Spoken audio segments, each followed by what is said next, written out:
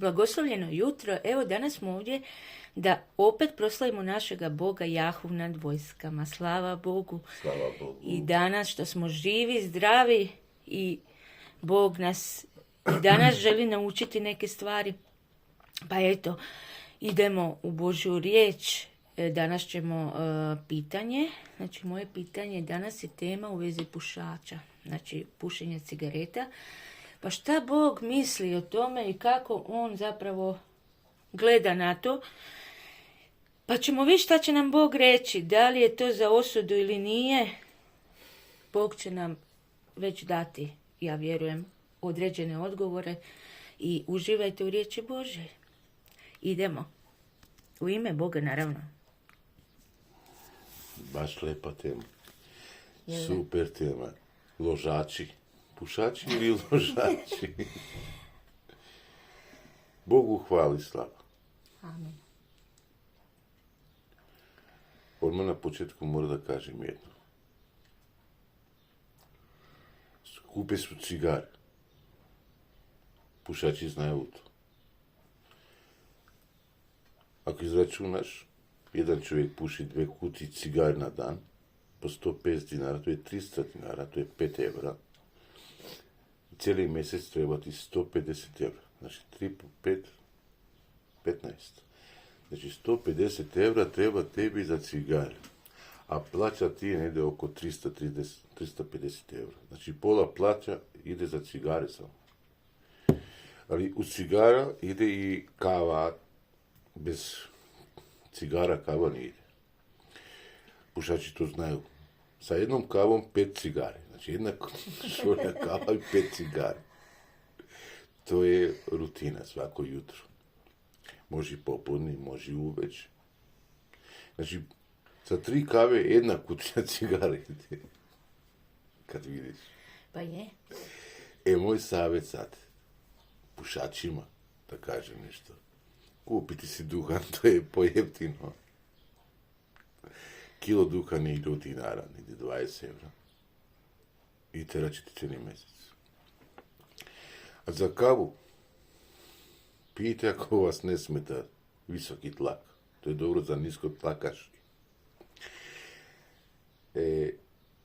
Šta Bog kaže za cigare? Prvo mi dajemo naš novac na ono što nas ubije. Neli? Sami smo svjesni da u svaka kutija piše pušenje može da ubije, pušenje može da prouzrokuje neke bolesti, pušenje znači ruši tvoje zdravlje. Prvo, ne mogu da dišeš.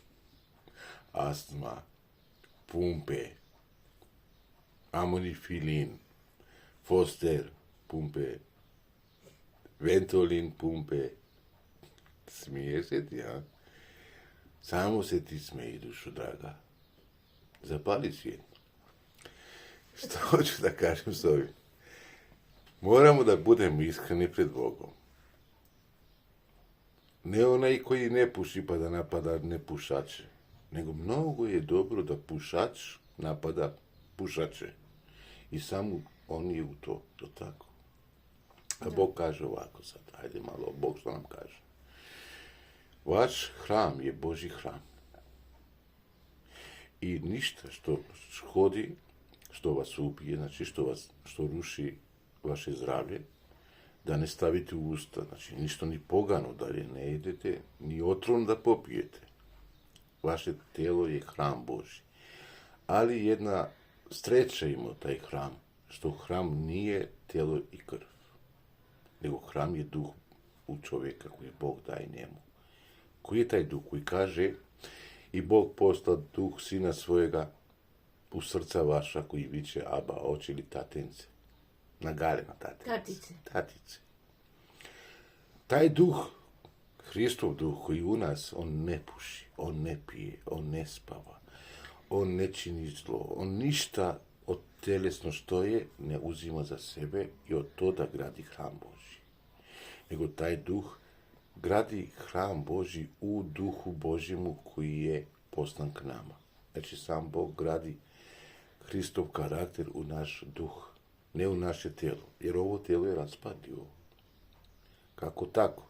Bio ti bio pušač bio ti bio pijanica, bio bi ti evo svinsko, ti ovako i onako jednog dana ćeš da umreš. Jer znak tvojega nesavršenstva da si ti grešan čovjek je tvoja bolest danas.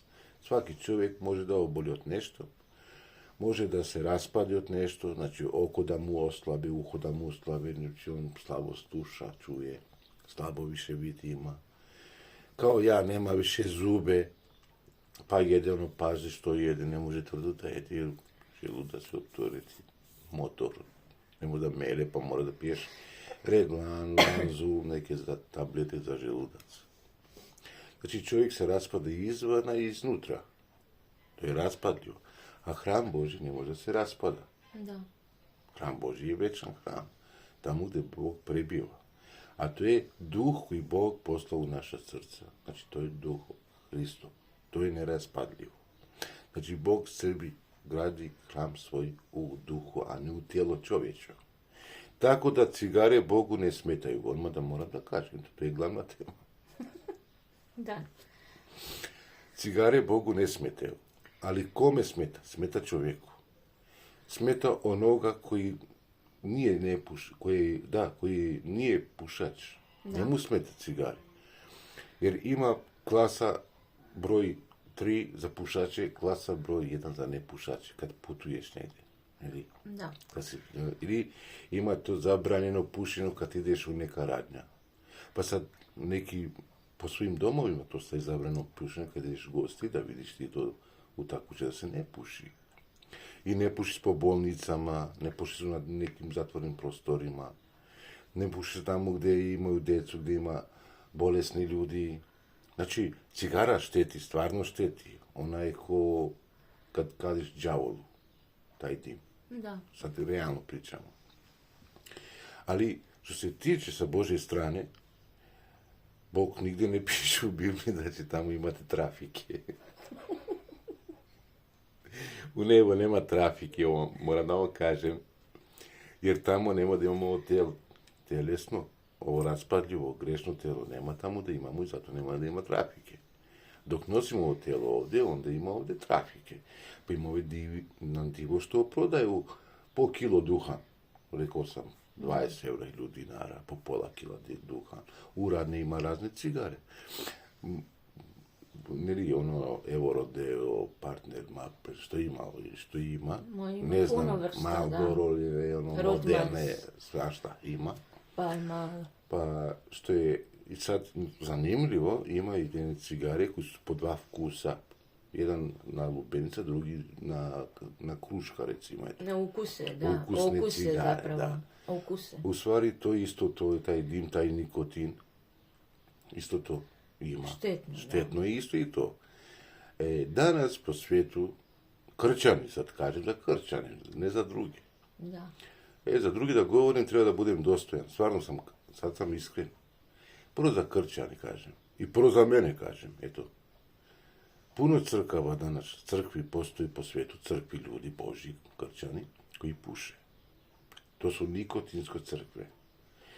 Ne može da kažu, ja sam pentakostalna crkva, baptistička crkva, kongrešanska crkva, mi smo luteranska crkva, mi smo takva i ovakva i onakva, pa neko kaže crkva Duh Svetoga. Da, ima i to. To je puno značaj, a svi pušači unutra. Najbolje da se stavi taj naslov, nikotinska crkva i mirna ti glava. Jer svi su pušači. Rijetko koji nisu. Šta se dešava sa pušačima? Pušači kad idu negdje po crkve, znači ideš u ta služba, ti pušiš usput 1-2. Znači, da imaš dovoljno nikotin za 2 sata da izdržiš.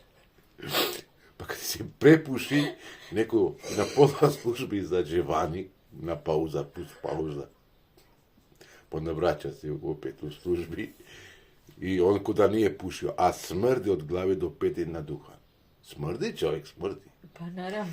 Pa čuva se, pa žvači neka mast, ona žvaka, pa neki bombon stavi u usta da se ne primeti to. I onda kad završi sve to, opet kad izađe završena služba i on opet 1-2 po putu za kod kuće. To je za usput. I kući kad se stigne čovjek fino lijepo skvasi kavu, još 2 cigare sa kavom. Puna mera. Smrdiš si na dnevnom ključu.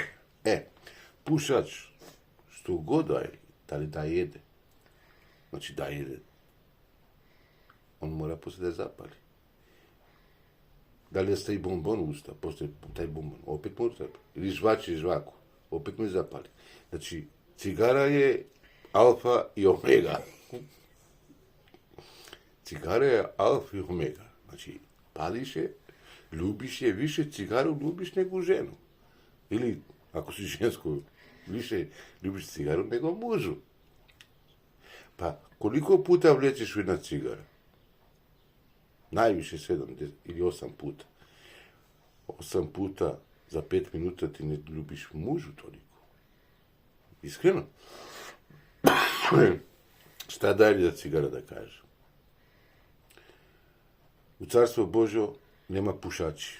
Tamo su sve nepušači. Ali dok traje ovo carstvo, gdje je grehovno carstvo, gdje vlada grijeh,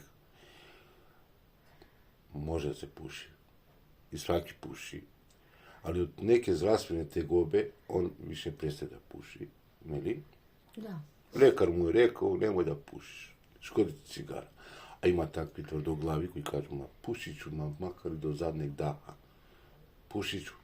Ili ima nego kaže, i mužu ću da ostavim, ili ženu da ostavim, ja ću da se pušim. Cigara mi je u prvo mjesto. Znači, bez cigara ja ne mogu. Znači, poludeć, ima neko, pade u depresiju bez cigare. Pa ima neko i kaže, bez kruh mogu, bez cigara ne mogu. Znači, toliko čovjek se u to pustio, u taj nikotin, što može i da život svoj izgubi, ali draža mu je cigara. Eto. To. I onaj koji propoveda u crkvi, on je pušač. Ali grijeh je čovjek da ne prizna da je pušač. Da govori o cigarama, a da kaže da ne puši cigare. Da osudi drugi. A pastor crkve isto, on si puši cigare. Ja sam svjedok toga. Ja znam takve ljude. Znam ljude obične koji idu u crkvu po 2 kutije puše cigare. I da kažem nešto na kraju, što je zanimljivo, ja pušim cigare. I Ivana puši cigare. Da. To mora da se prizna pred Boga. Pušimo cigare. Isto, kao što sam naveo, sam rekao koliko se pušio oni, mi toliko pušimo. Nećemo da ostanemo naš, kao da nam nedostaje. Ne. Realno reći to je. Pušimo si cigare, a isto tako slavimo Boga. Pušimo cigare, propovemo Boga. Pušimo cigare, molimo se. Pušimo cigare, čitamo Biblija. Pušimo i galisi nemamo. Brige nemamo. Ali jedno zanimljivo, evo, pušači. Kad se čita Biblija, tada se ne puši. Kad stojiš u molitvi, tada ne pušiš. Kad propovedaš o Bogu, tada ne pušiš. Kada svedočiš vani za druge, spasenje o Bogu, kako da se spasu, tada ne pušiš. Znači, ovo spominjem da bi samo mi, pušači, da se osvijestimo da ne treba da pušimo. Ne treba da pušimo. Ne radi Boga, nego radi sami nas. Da. I radi sami drugi. Jer može čovjek lako da se sablazni, ovo je pušaš, pa šta, ovo neću da vidim kod njega. Da. On puši, beži od tebe. Pa ima puno njih, evo i kao Jehovi svjedoci koji kažu, čim pušiš cigare, ti ne možeš se krstiš. A po evanđelske crkve, to je dozvoljeno, puši cigare, puši sjeve, dođi ti krsti se, predaj se Hristu. Cigara ne može da te spreči od Carstvo Božjo. A Jehovi svjedoci kaže, cigara može da bude uzrok da ne uđeš u Carstvo Božjo. Znači, ima ljudi takvi, ima i onakvi. A ima i ljudi, rekao sam, cigara im je sve u ovaj život. Bez cigare ne može. Moja majka lično, evo kaže, sad je ona umrla, nije među nama. Da. Pa Boga mi, 3 kutije na dan. Ako žena zasedi, puši cigara, pa ustaje nešto radi, 5 minuta, opet se vrati. I sjedi opet cigara. Pa kažem, sad si pušila cigara, zašto on? Nema 5 minuta. Kaže, radila sam. Žena je radila.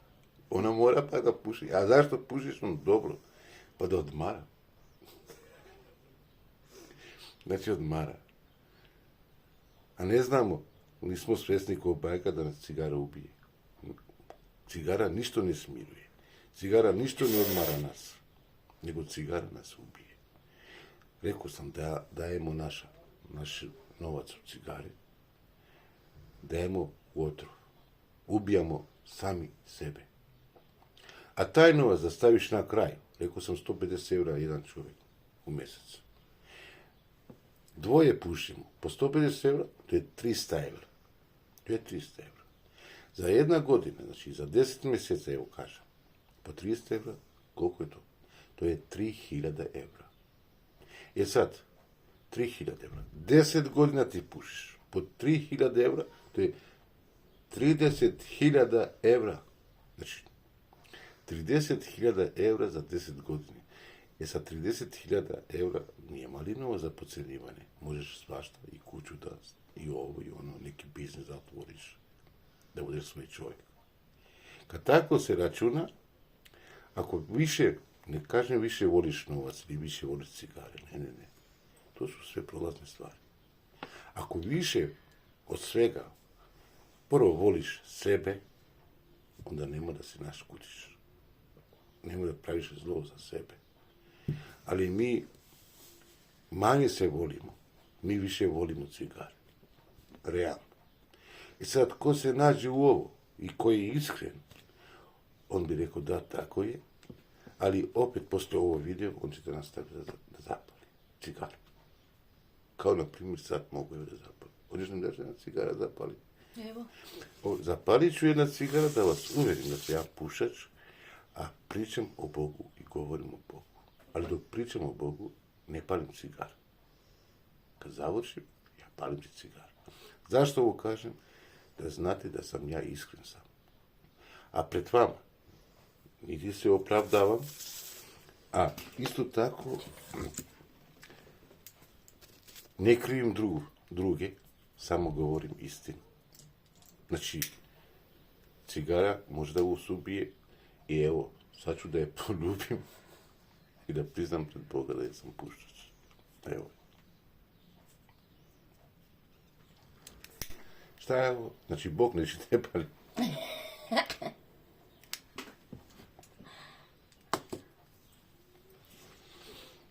Pušači, na vas je. Isto tako, na mene je. Da li ćemo je ostaviti za uvijek, da ne pušimo, ili ćemo da je pušimo dok smo živi. Bog sa vam u Hristu Isusu i danas. Kratko je bilo ovo. Ne znam zašto sam ovo radio, zašto sam pričao sve ovo, ali znam jedno samo, da sam govorio istinu. Bog sa vam u Hristu. Slava Bogu, evo. Pušimo. Moramo biti iskreni prema Bogu, realni prema Bogu, isto tako prema ljudima. Nema tu šta. Budite blagoslovljeni i čujemo se drugom prilikom. Pozdrav!